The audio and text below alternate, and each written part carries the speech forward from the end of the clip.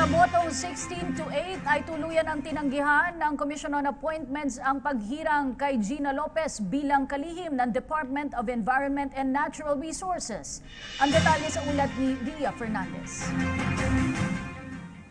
With sadness in my heart, this committee, through this plenary, is terminating its deliberation on Gina Lopez appointment. Sa botong 16-8, nireject ng Commission on Appointments ang kumpirmasyon ni Regina Lopez bilang kalihim ng DENR. Secret balloting ang naging paraan ng mga miyembro ng CA sa pagboto. 4 na senador agad ang tumayo sa plenaryo para ihayag ang pagtutol sa desisyon. Ito ay sina Senate Majority Floor Leader Tito Soto, Senador Kiko Pangilinan, JV Ejercito at Loren Legarda. It breaks my heart to read my manifestation, but I will.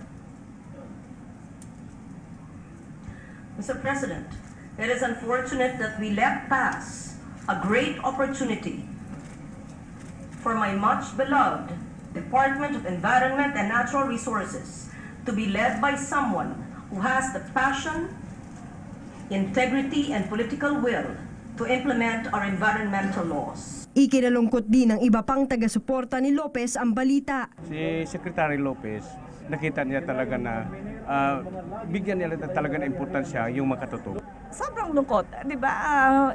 Bihira tayong makatagpo ng katulad niya. We seldom meet certain people who have a strong will. Kakaiba ang tapang ni Secretary Gina Lopez. Sa kanyang press conference, nangihinayang si Lopez sa pasya ng CA, gayunpaman maluwag niya itong tinanggap. Pero malinaw anya na interes ng mga negosyante at hindi ang kapakanan ng may hirap ang nanaig. Marami kaming plano, sayang, na sana sa pamamagitan ng pag-alaga ng kalikasan, doon manggagaling ang pakinabang ng lahat.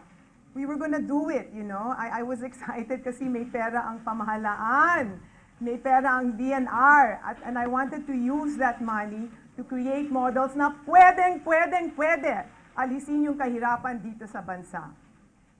And it is very sad that in the Commission of Appointments, clearly, business interests have run the day. And I think that needs to be reevaluated, because how can a body which is mandated to make decisions based on the common good, make decisions based on business interests?